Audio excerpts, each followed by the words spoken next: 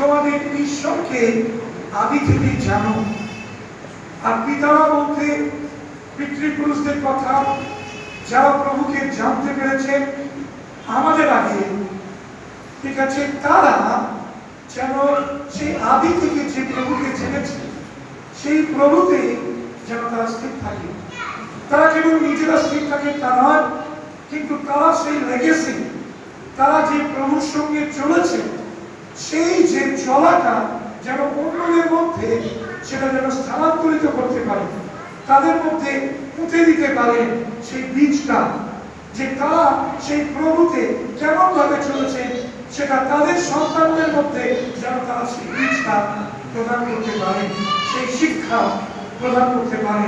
তাই বলছে পিতারা তোমাদের ঈশ্বরকে তোমরা আদি থেকে জানো এবং তোমরাও সেই পিতাকে তোমাদের সন্তানদের মধ্যে তোমরা প্রদান করো। দ্বিতীয়ত যুবকদের বিষয় বলেছে তোমরা সেই পাপাত্মাকে অর্থাৎ দিয়াবলকে জয় করেছ। আমরা গতদিন দেখেছিলাম যুবক যুবতীদের জীবনের নানান মানসিক যে আকর্ষণ, জাগতিক যে আকর্ষণ রয়েছে এবং তারা সহজেই মানসিক কারণে, চক্ষুর অভিলাষ, জীবিকার দর্প ইত্যাদির কারণে তারা বিপথে পরিচালিত হয়, তাদের মানুষ তাদের সুশ্রী দেয়। সেই কারণে তাদেরকে বলছে তোমরা সেই খ্রিস্ট যিশুকে জানতে পেরেছ, তাকে তোমরা পরিত্রাতা হিসেবে গ্রহণ করেছ এবং সেই পাপাত্মা যে এতদিন পর্যন্ত তোমাদের উপরে কর্তৃত্ব করছিল, সেই দিয়াবল যে তোমাদের উপরে কর্তৃত্ব করছিল, তাকে তোমরা জয় করেছ। হালেলুয়া। তাই বলছে সেই যুবকেরা তোমরা সেই পাপাত্মাকে অর্থাৎ দিয়াবলকে জয় করেছ। আর তারপরে আমরা দেখেছিলাম শিশুরা তোমরা তোমাদের পিতাকে জানো, অতএব জগৎকে প্রেম করো না। যে পিতারা তোমাদের সামনে আদর্শ হয়েছে, প্রভুর পথ ধরে চলেছে, সেই পিতাদের পথ ধরে তোমরা চলো। জগৎকে ভালোবেসো না, কিন্তু ঈশ্বরকে ভালোবাসো। কেননা যে ঈশ্বরকে ভালোবাসে বা প্রেম করে সে অনন্ত জীবন লাভ করে। আমরা গতদিন এই পর্যন্ত দেখেছিলাম। আসুন প্রিয় ভাই বোন, আজকে আমরা 18 পদ থেকে দেখব শিশুরা শেষকাল উপস্থিত। আর তোমরা যেমন শুনিয়াছ যে খ্রিস্টানি আসিতেছে, তেমনি এখনই অনেক খ্রিস্টানি হইয়াছে, ইহাতে আমরা জানি যে শেষকাল উপস্থিত। প্রিয় ভাই বোন, এখানে যখন তিনি বললেন শিশুগণ, আমি গতদিনই বলেছি যে তারা যারা মৌলিকভাবে চিলড্রেন, শিশুটা নয়, কিন্তু যারা আধ্যাত্মিকতায় শিশু, যারা এখনো আধ্যাত্মিকতায় দুগ্ধপোষ্য, তাদের কথা বলছে যে তোমরা সাবধান হও। কেন? তার কারণ হচ্ছে ভাগ্যভাবাদী ভণ্ড শিক্ষক খ্রিস্টানি তারা জগতে আসছে এবং যখন করছে তারা এসে গেছে। সুতরাং এই যে খ্রিস্টানি অ্যান্টিখ্রাইস্ট কিংবা যে ভাগ্যভাবাদী বা ভাগ্য খ্রিস্ট তারা চারিদিকে ঘুরে বেড়াচ্ছে, তারা কিন্তু ক্যাপচার করবে কাদের? শিশুগণ, যারা স্পিরিচুয়ালি, যারা শিশু, যারা স্পিরিচুয়ালি দুগ্ধপোষ্য, আত্মিকভাবে যারা এখনো পর্যন্ত ম্যাচিউর এবং দুগ্ধ পান করছে, তাদের উদ্দেশ্যে বলছে তোমরা সাবধান থাকো। কেননা যদি সাবধান না থাকো তাহলে কিন্তু সেই খ্রিস্টানি, সেই ভাগ্যভাবাদী এবং অ্যান্টিখ্রাইস্ট তারা কিন্তু তোমাদেরকে বিপথে পরিচালিত করবে। প্রিয় ভাই বোন, আসুন সেই জন্য যারা এখনো পর্যন্ত সবে প্রভুকে জেনেছে, প্রভুকে গ্রহণ করেছে, সবে মণ্ডলীতে আসছেন, নতুন কয়েক মাস হয়েছে প্রভুকে গ্রহণ করেছে, তাদের উদ্দেশ্যে বলি যে আপনারা ঈশ্বরের ভাগ্য করতে থাকুন, আপনারা মণ্ডলীতে নিয়মিত আসতে থাকুন। কেননা যদি আপনারা পরিপক্কতা লাভ না করেন তাহলে কিন্তু সহজে খ্রিস্টানি, অ্যান্টিখ্রাইস্ট বা ভাগ্যভাবাদী তারা এসে আপনাদের বিশ্বাসের নৌকাকে উল্টে দেবে, আপনাদের বিশ্বাসের নৌকাকে ঝাঁকাবে, আপনি ভয় পেয়ে গিয়ে সহজে উল্টে যাবেন। তখন আপনি নৌকার উপরে থাকবেন না, আপনি নৌকার নিচে অবস্থান করছেন। আর ভাগ্যবাদী অ্যান্টিখ্রাইস্ট তারা এটাই করে। এবং তারা কি করে? তারা বিভিন্ন বাড়িতে বাড়িতে যায়, তারা খ্রিস্ট বিশ্বাসীদের বাড়িতে গিয়ে তারা বলে আমরা একটু প্রার্থনা করব, আমরা বাইবেলের কথা বলবো, আপনারা শুনুন। এবং আপনি হয়তো বলেন ঠিক আছে, বাইবেল নিয়ে আসছে একজন আমার বাড়িতে প্রার্থনা করতে, আমি তাকে বসতে দিই। আপনি বসতে দিলেন, তারপরে সে আপনাকে সমস্ত বাক্য বিরোধী, ঈশ্বরের নতুন নিয়মে যে বাক্য রয়েছে সেই বাক্য বিরোধী বিভিন্ন ধরনের কথাবার্তা বলে আপনাকে বিভ্রান্ত করবে। যেমন আমাদের ভাই একটু আগে বললো, কৃষ্ণকে তাদের বাড়িতে দুজন এসেছিল এবং তারা কি বলছিল? তারা কি বলছিল? তৃতীয় আগমন হয়ে গেছে, মাতা মরিয়মের সাহায্যে দ্বিতীয় আগমন হয়ে গেছে। প্রিয় ভাই বোন, এই ধরনের শিক্ষা বাইবেল কিন্তু আমাদের দেয় না। তার কারণ বাইবেল বলছে যে প্রভুর দ্বিতীয় আগমনের আগে প্রথম চিহ্ন হচ্ছে সকলের কাছে ঈশ্বরের বাক্য পৌঁছে যাবে। এখনো পর্যন্ত সকলের কাছে ঈশ্বরের বাক্য পৌঁছে যায়নি, সুতরাং এখনো শেষ আসতে এখনো বাকি রয়েছে। ফলে শেষের কাছে আমরা উপস্থিত হয়েছি, কিন্তু আমরা বলতে পারি না যে শেষ এসে উপস্থিত হয়েছে। কেননা শেষ আসার আগে যে সমস্ত চিহ্নগুলো হবে, সেই সমস্ত চিহ্নগুলো যদিও আমরা প্রস্তুত বিক্ষিপ্ত চারিদিকে ঘটতে দেখছি, তারপরে এই নয় যে প্রভুর দ্বিতীয় আগমন ঘটে গেছে। এটা সম্পূর্ণ ভ্রান্ত শিক্ষা। প্রিয় ভাই বোন, আসুন আমি দেখি শাস্ত্রাংশ বলব যে এই দিয়াবান, এই ভাগ্যভাবাদীরা কিংবা খ্রিস্টানীরা তারা নতুন নিয়মে যে শিক্ষা পৌলের মধ্যে দিয়ে ঈশ্বরের আত্মা বিশ্বাসীদের দিচ্ছেন, মণ্ডলীকে দিচ্ছেন, সেই বিশ্বাসের শিক্ষার বিরুদ্ধে শিক্ষা তারা দিচ্ছে। প্রকাশিত বাক্য তার 13 অধ্যায়ের 1 পদ, প্রকাশিত বাক্য তার 13 অধ্যায়ের 1 পদ। আর আমি দেখিলাম সমুদ্রের মধ্য হইতে এক পশু উঠিতেছে, তাহার 10 শৃঙ্গ ও সপ্ত মস্তক, এবং তাহার শৃঙ্গগুলিতে 10 কিরীট, এবং তাহার মস্তকগুলিতে ঈশ্বর নিন্দার কতিপয় নাম। ওকে, তাহলে কি আছে? তিনি দেখলেন, যোগ দেখছেন তার দর্শনে সমুদ্রের মধ্যে থেকে একটা পশু উঠে আসছে এবং তার কটা সিংহ রয়েছে? 10খানা সিংহ রয়েছে। একটা পশুর 10টা সিংহ, ওকে, এবং সপ্ত মস্তক রয়েছে, সপ্ত মাথা, এবং তার সিংহগুলিতে 10 কিরীট রয়েছে। কিরীট মানে মুকুট, ওকে, কিরীট রয়েছে। এবং তার মস্তকগুলোতে যে 7টা মাথা রয়েছে, সেই মস্তকগুলোতে ঈশ্বর নিন্দার কতিপয় নাম লেখা রয়েছে, অর্থাৎ ঈশ্বরের নিন্দাকারী মস্তকগুলো। যেভাবে ঈশ্বরের নিন্দা করা যায়, ভাগ্যভাবাদীরা এইভাবে ঈশ্বরের নিন্দাজনক বিভিন্ন কথাবার্তা তারা বলবে। আপনাকে আমাকে সতর্ক থাকতে হবে। আর কত বলুন একটু, কেননা তাহাতে পৃথিবী নিবাসীদের সমস্ত লোক তাহার ভজনা করিবে, যাহাদের নাম জগৎপত্তনের সময়াবধিগত মেষশাবকের জীবন পুস্তকে লিখিত নাই। তাহলে কারা তার ভজনা করবে? সেই ভাগ্য খ্রিস্ট অ্যান্টিখ্রাইস্ট কি তার ভজনা করবে? কি লেখা আছে ওখানে? তাহাতে পৃথিবী নিবাসীদের সমস্ত লোক তাহার ভজনা করিবে, এবং লেখা আছে যাহাদের নাম জগৎপত্তনের সময়াবধি হত মেষশাবকের জীবন পুস্তকে লিখিত নাই। তাহলে যাদের নাম জীবন পুস্তকে লেখা নেই? কোন জীবন পুস্তক? হতমের শাবকের জীবন পুস্তকে যাদের নাম লেখা নেই। হতমের শাবক হচ্ছে প্রভু যীশু খ্রিস্ট, আর তার জীবন পুস্তক তিনি লিখবেন।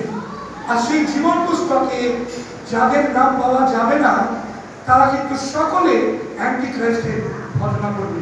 প্রিয় ভাই বোন, আপনার নাম যদি সেই জীবন পুস্তকে থাকে, আপনি যদি প্রকৃত পরিত্রাণ পেয়ে থাকেন এবং আপনি যদি দুগ্ধপোষ্য না হন, তাহলে কিন্তু কি হবে? আপনি প্রভুতে স্থির থাকবেন। আপনি কখনো সেই পশুর ঘটনা করবেন না, যে পশু ঈশ্বর নিন্দা করবে। প্রিয় ভাই বোন, আসুন আপনি আমি যেন প্রভুতে স্থির থাকতে পারি। কেননা জগতের লোকেরা, পৃথিবী নিবাসী, তারা কিন্তু তারই ঘটনা করবে, ভাগ্যভাবী ঘটনা করবে, অ্যান্টিখ্রাইস্টের ঘটনা করবে, সেই পশুর ঘটনা করবে। ওকে, কিন্তু আপনারা যারা প্রভু যীশু খ্রিস্টের জীবন পুস্তকে নাম লিখিত আছে, তারা কিন্তু আমরা তার ঘটনা করব না। এখানে দেখুন, এরপরে আপনি দেখুন 18 অধ্যায় দেখুন। এই স্তরে জ্ঞান দেখা যায় যে বুদ্ধিমান সে ওই পশুর সংখ্যা গণনা করবে, কেননা তাহা মনুষ্যের সংখ্যা এবং সেই সংখ্যা 666। তাহলে সেই অ্যান্টিখ্রাইস্ট সেটা কার সংখ্যা হবে?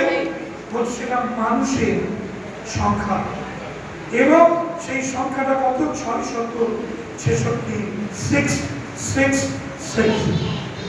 অর্থাৎ সেই ব্যক্তি নামের যোগফল হবে 666, এবং সেই অ্যান্টিখ্রাইস্ট সেই নরলোককে ভ্রান্ত করবে। প্রিয় ভাইরা, আসুন, যোহন বলছেন, ভাতৃগণ, শিশুরা, তোমরা শেষকালে উপস্থিত হয়েছে, তোমরা সাবধান হও, কেননা দেখো সেই অ্যান্টিখ্রাইস্ট এসে তোমাদের বিভ্রান্ত করবে এবং তোমাদের ঈশ্বরের পথ থেকে সরিয়ে নিয়ে যাবে। প্রকাশিত বাক্য 19 অধ্যায় করুন। প্রকাশিত বাক্য Revelation chapter 19 verse 20, 19-20। প্রকাশিত বাক্য 19 অধ্যায় 20 পদ। তাহাতে সেই পশু ধরা পড়িল, এবং যে ভাগ্যভাবাদী তাহার সাক্ষাতে চিহ্নকার্য করিয়া পশুর ছাপধারী ও তাহার প্রতিমার ভজনাকারীদের আন্তি জন্মাইত, সেও তাহার সঙ্গে ধরা পড়িল। তাহারা উভয়ে জীবন্তই প্রজ্বলিত গন্ধময় অগ্নিরথে নিক্ষিপ্ত হইল। ওকে, তাহলে এখানে কি বলছে? সেই পশু এবং পশুর ছাপ ধারণকারী তারা কোথায়? অগ্নিতে, গন্ধকে তারা অনন্তকাল ধরে বিনষ্ট হবে, অর্থাৎ তারা অনন্ত নরকে, নরকানলে তারা দণ্ডিত হবে। প্রিয় ভাই বোন, আপনি আমি সতর্ক হই, তারা নরকে ভ্রান্তি জন্মে তারা নিজেরা শেষ হয়ে যাবে, কিন্তু আপনি আমি যারা প্রভুতে স্থির থাকবো, তারা অনন্তকাল স্থায়ী সেই অনন্ত রাজ্যে প্রবেশ করবো। আরেকটি শাস্ত্রাংশ আপনি পড়ুন, সেটা 20 অধ্যায় 10 পদ। 20 অধ্যায় 10 পদ। তাহাদের ভ্রান্তিজনক বিয়াবল অগ্নি ও গন্ধকের ভাবে নিক্ষিপ্ত হইল, যেখানে ওই পশু ও ভাগ্য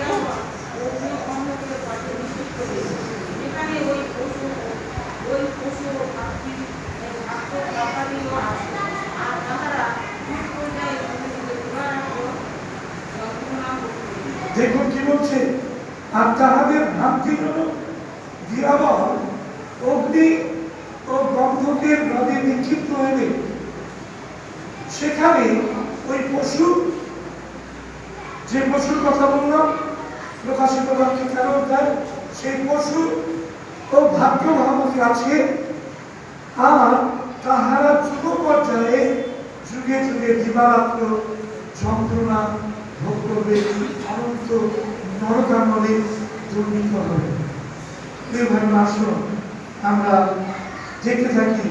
জন তিনি কথা বলছেন যে মণ্ডলীতে ইতিমধ্যে অনেক খ্রিস্টানি প্রবেশ ঘটেছে এবং এরা নামধারী বিশ্বাসী, যারা জগৎ এবং জগতের পাপপূর্ণ বিনোদনের মধ্যে রয়েছে, যারা জগতের ল্যাভিশলি জীবনযাপন করতে অভ্যস্ত, তাদেরকে তারা কি করছে? বিভ্রান্ত করছে, তাদের মধ্যে ঢুকছে এবং ঢুকে তারা তাদেরকে অন্যবিধ সুসমাচার শোনাচ্ছে এবং ক্রুশের সত্যকে তারা বিকৃত করছে। বিকৃত মানে বিফল করছে।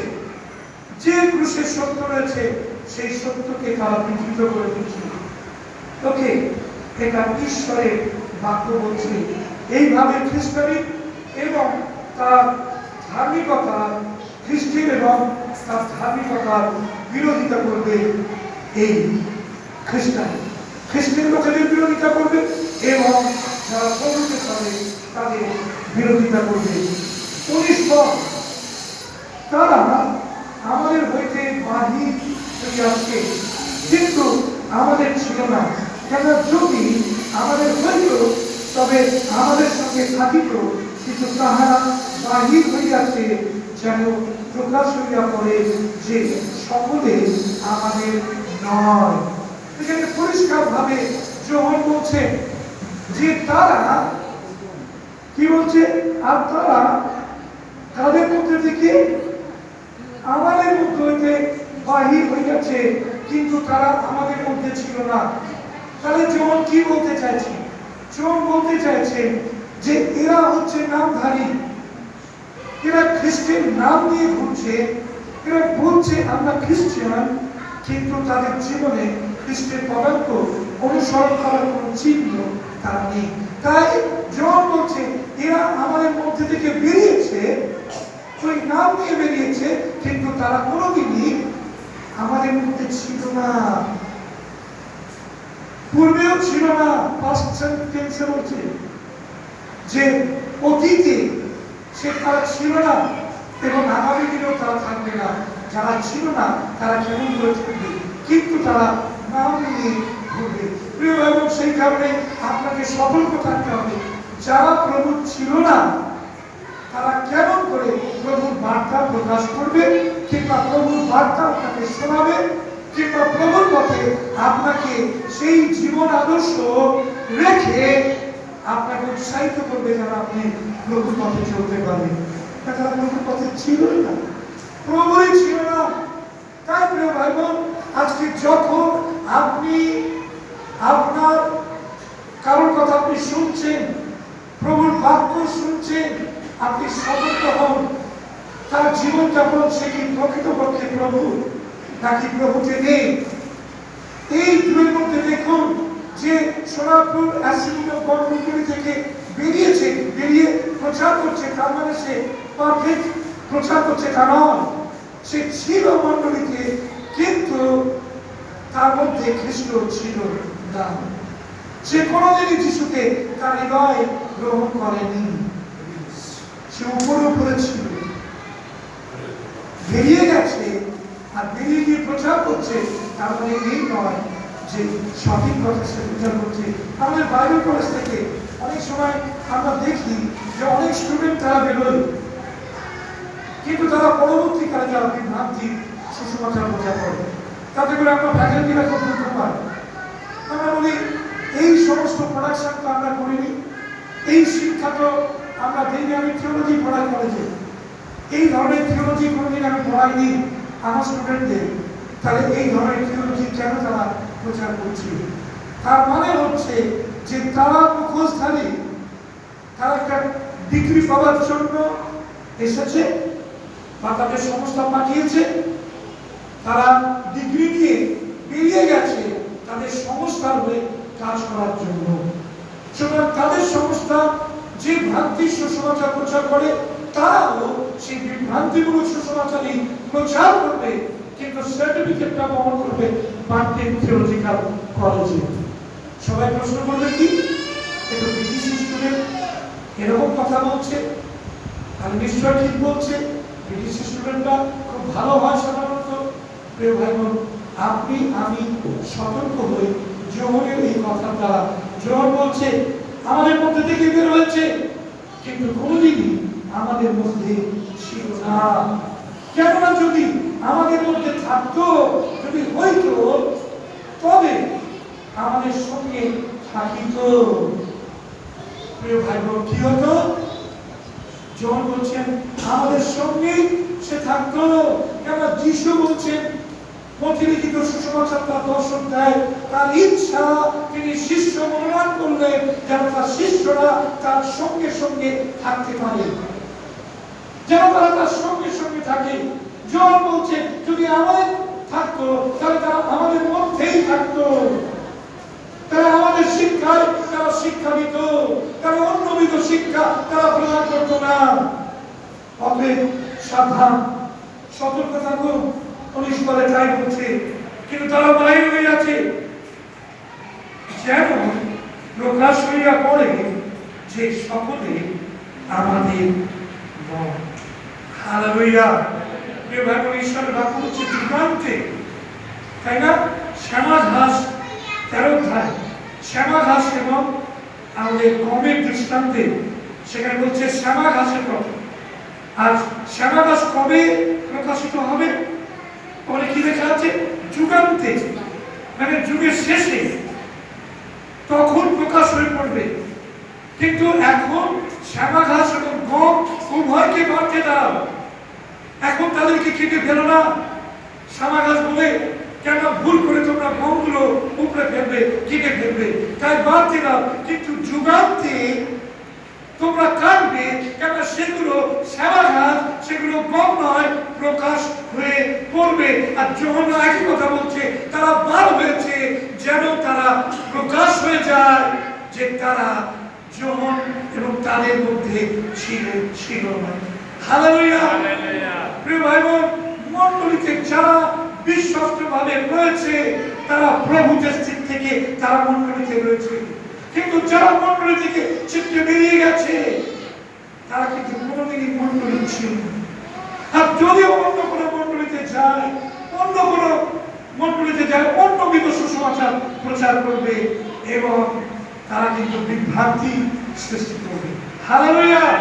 কিন্তু প্রিয় ভাই বোন, আপনাদের প্রত্যেককে আমি চ্যালেঞ্জ করি পালক হিসাবে যে আপনি যে মণ্ডলীতে পরিত্রাণ পেয়েছে, যে যিশুকে আপনি হৃদয় গ্রহণ করেছেন, সেই যিশুকে আপনি হৃদয় নিয়ে চলুন জীবনের শেষ দিন পর্যন্ত, যেন আপনি খ্রিস্টের এটা যেন প্রমাণিত হন। হালেলুয়া। 19 পদ আমরা দেখি। প্রিয় ভাই বোন, আসুন আমরা যেন প্রভুতে ঠিক থাকতে পারি। তিনি দুটো কথা বলছেন। তিনি বলছেন যে এই কথার মধ্যে দিয়ে যে দুটো সম্ভাবনা, একটা হচ্ছে হতে পারে প্রথম থেকে তারা প্রকৃত বিশ্বাসী ছিল না, যেটা আমি এর আগে বলছি। প্রথম থেকে, right from the beginning, they were not believer at all. তারা প্রভুকে হৃদয়ে গ্রহণই করেনি, তারা মুখোশ ধারণ করে তারা এসেছে। বাইবেল কলেজেও এরকম হয়। আমরা বলি সবসময়ের জন্য যে বাইবেল কলেজে কখনো স্টুডেন্টদের বলি তোমরা মনে করবে না এখানে যারা আসছে সবাই তারা ডানা কাটা পুরি দুধ, তোমরা মনে করবে না। এখানেও দীপ্তিময় দুধের বেশ ধারণ করে শয়তান দিয়াবল কিন্তু প্রবেশ করে রয়েছে। সেই জন্য বাইবেল কলেজের মধ্যে কেন প্রবেশ করে? যেন ওইখান থেকে যারা মনোনীত তাদেরকে বিভ্রান্ত করা যায়। হালেলুয়া। সেই জন্য আমরা সতর্ক করি সবসময়, সাবধান, নিজের জীবনকে ঠিক রাখো প্রভুতে, বিভ্রান্ত হয়ে যেও না বাইবেল কলেজ থেকে। কেননা বিগত দিনে দেখেছি বহু এইরকম সাধারণ যারা প্রভুকে ঠিক মতো গ্রহণ করেনি, চলে গেছে, তারা কিন্তু বিভ্রান্ত হয়ে গেছে। তারা কিন্তু প্রভুকে ঠিক রাখেনি। তারা নিজেরা কেবল বিভ্রান্ত হয়েছে তা নয়, কিন্তু অন্যদেরকে তারা বিভ্রান্ত করেছে এবং বাইবেল কলেজ থেকে বেরিয়ে গেছে, অনেককে নষ্ট করে দিয়েছে। বিভাগের আসলো আমরা সেই কাজে তাহলে প্রথম আমি বললাম হতে পারে যে তারা প্রথম থেকে প্রভু ছিল না, আর সেই কারণে কোনোদিনই তারা প্রভুর হতে পারবে না। আর তৃতীয়টা হচ্ছে হয়তো কোনো এক সময়তে তারা খ্রিস্টের সঙ্গে ত্রাণকারী সম্পর্কে যুক্ত ছিল, কিন্তু পরে সেই বিশ্বাস থেকে তারা সরে পড়েছে। প্রথমে হয়তো ছিল, কিন্তু পরে তারা সরে পড়েছে। কোনোভাবে কারণ তারা বিভ্রান্ত হয়ে সরে গেছে। তাই আমরা যেন প্রভুকে স্থির থাকতে পারি। প্রভু তিনি অনুগ্রহ করুন, প্রভু তিনি সাহায্য করুন, যেন আমরা প্রভুকে যেন স্থির থাকতে পারি। প্রভু তিনি বিশেষ অনুগ্রহ আশীর্বাদ প্রদান করুন। আসুন আমি শেষ করব, আর বেশি দীর্ঘায়িত করবো না। দুই পর তোমরা সেই পবিত্রতম হইতে অভিষেক পাইয়াছ। তিনি সঠিক বিশ্বাসী, পরিত্রাণপ্রাপ্ত বিশ্বাসী যারা প্রভুতে স্থির আছে তাদের উদ্দেশ্যে তিনি বলছেন যে তোমরা সেই পবিত্রতম, তোমরা সেই পবিত্র প্রভু যীশু খ্রিস্টের, তোমরা সেই পবিত্র ঈশ্বরের অভিষেক পাইয়াছ। প্রভু তিনি আপনাকে যে অভিষেক দিয়েছেন, সেই অভিষেক যেন আপনার জীবন থেকে সরে না যায়। সেই অভিষেক আপনার জীবনে কি করতে পারে? সেই অভিষেক আপনাকে শেষ পর্যন্ত ধরে রাখবে। সেই অভিষেক আপনাকে সাহসের সঙ্গে প্রভুর সুসমাচার বলার ক্ষমতা যোগাবে। সেই অভিষেক আপনাকে প্রভুর জন্য সাক্ষ্যময় হতে সাহায্য করবে। সেই অভিষেক আপনাকে উপযুক্তভাবে সময় মতো কি বলতে হবে, সেই অভিষেক আপনাকে চুকিয়ে দেবে। সেই উপযুক্ত ওয়ার্ডগুলো, বাক্যগুলো চুকিয়ে দেবে। প্রিয় ভাই বোন, আর সেই জন্য যখন বলছেন যে অভিষেক তোমরা পাইয়াছ, প্রিয় ভাই বোন, আপনি কি সেই প্রভুর কাছ থেকে সেই অভিষেক প্রাপ্ত হয়েছেন? যে অভিষেক খ্রিস্ট বিশ্বাসী প্রথম শতাব্দী এবং শিষ্যদের জীবনে ছিল, সেই অভিষেক কি আজকে আপনার এবং আমার জীবনে রয়েছে? যদি থাকে তাহলে সেই অভিষেক আমাদেরকে সাহায্য করবে বর্তমান দিনেতে, শেষ দিনেতে প্রভুতে স্থির থাকতে। কিন্তু ওখানে লেখা আছে, দেখো যে তোমরা যে অভিষেক পাইয়াছ ও সকলেই জ্ঞান পাইয়াছ, তোমরা সত্য জানো না বলিয়া যে আমি তোমাদেরকে লিখিলাম তাহা নয়, বরং সত্য জানো এবং কোন মিথ্যা কথা সত্য হইতে হয় না বলিয়া লিখিলাম। যখন কি বলছে, তোমরা যে সত্য নেই তা নয়, কিন্তু তোমাদের মধ্যে সত্য রয়েছে এবং কোন মিথ্যা সত্যের মধ্যে থেকে উৎপন্ন হতে পারে না। তাই প্রিয় ভাই বোন, যখন আমরা কথা বলবো প্রভুর বিষয়ে, তখন কিন্তু আমরা দুরকম কথা বলবো না, কিন্তু আমরা একরকমই কথা বলবো। যেটা প্রথম থেকে বলেছি সেটা শেষ পর্যন্ত একই কথা বলবো। জীবন বলছেন যে কোনো মিথ্যা কথা সত্য হইতে কখনো উৎপন্ন হয় না। কোন মিথ্যা সত্যের মধ্যে থেকে কখনো উৎপন্ন হয় না। প্রভু যীশু তিনি সত্য ছিলেন, তিনি কখনো কোনো মিথ্যা বলেননি। তৃতীয় পত্রে লেখা আছে, আমাদের ঈশ্বর সত্য মিথ্যা কখনো অসমর্থ, তিনি সত্য কথা বলেন। তাই সত্যের মধ্যে কোনো মিথ্যা অবস্থান করতে পারে না। তাই বলছেন, আমি তোমাদেরকে লিখলাম, যিশুই খ্রিস্ট ইহাতে অস্বীকার করে সে বই আর মিথ্যাবাদী কে? আপনি আমি যদি অস্বীকার করি যিশুই হচ্ছে মুক্তিদাতা, তাহলে আমি মিথ্যাবাদী। কারণ আমরা অস্বীকার করছি যে যিশুর মধ্যে দিয়ে পরিত্রাণ রয়েছে। কিন্তু প্রিয় ভাই বোন, যারা আমরা স্বীকার করি যিশু বই আর পরিত্রাণের দ্বিতীয় কোনো রাস্তা নেই, তারা আমরা সত্যের মধ্যে রয়েছি। এখানে যখন তিনি সেই পাল্লাটা তিনি দেখিয়ে দিয়েছেন, তিনি বলছেন যে যে কোনো ব্যক্তি খ্রিস্টকে অস্বীকার করে সে বই মিথ্যাবাদী। আর কে? সেই ব্যক্তি হচ্ছে খ্রিস্টানি, যে পিতাকে ও পুত্রকে অস্বীকার করে। দুজনকে অস্বীকার করে, পিতাকেও করে পুত্রকেও করে। যে গ্রুপটা এসেছিল সেই গ্রুপটা পিতাকে করে স্বীকার, কিন্তু পুত্রকে স্বীকার করে না। সেই গ্রুপ পিতাকে স্বীকার করে কিন্তু পুত্রকে স্বীকার করে না। সুতরাং এখানে বলছে যে সেই সত্য যে পিতা এবং পুত্র উভয়কে যে স্বীকার করে অস্বীকার করে না, সেই হচ্ছে সত্যের মধ্যে রয়েছে। কিন্তু খ্রিস্টানি সে পিতাকে স্বীকার করবে কিন্তু পুত্রকে স্বীকার করবে না, পুত্রকে স্বীকার করবে কিন্তু পবিত্র আত্মাকে স্বীকার করবে না। আর অ্যান্টি খ্রাইস্ট বা খ্রিস্টানিরা তারা এটাই করে, তারা ইনকমপ্লিট থিওলজি, ইনকমপ্লিট গসপেল তারা প্রিচিং করে। প্রিয় ভাই বোন, আসুন আমরা যেন সতর্ক থাকি, আমরা যেন আর শিশু অবস্থায় না থাকি। যারা এখনো পর্যন্ত আমরা দুগ্ধপোষ্য, যারা এখনো পর্যন্ত সলিড মাংস খেতে শিখিনি, যারা এখনো পর্যন্ত আমরা পার্থিব গভীরতায় পৌঁছতে পারিনি, যারা আমরা এখনো পর্যন্ত দৈনন্দিন বাইবেল স্টাডি করছি না, তাদের কথা বলছি। তারা কিন্তু সকলেই কিন্তু শিশু, আধ্যাত্মিকতার শিশু। তাদের উদ্দেশ্যে বলছি, আপনারা সতর্ক থাকুন, সাবধান হন, বিশ্বাসে স্থির থাকুন, প্রভুর সেই পরিত্রাণকে ধরে রাখুন, বিশ্বাস থেকে সরে যাবেন না, প্রভুর বিশ্বাসে স্থির থাকুন, প্রভুর বাক্যে স্থির থাকুন, যেন প্রভু যিশুই একমাত্র পরিত্রাতা আপনার হৃদয়তে এই বাক্যটা ধ্বনিত এবং প্রতিধ্বনিত হতে পারে। প্রভু আমাদের সকলকে আশীর্বাদ করুন।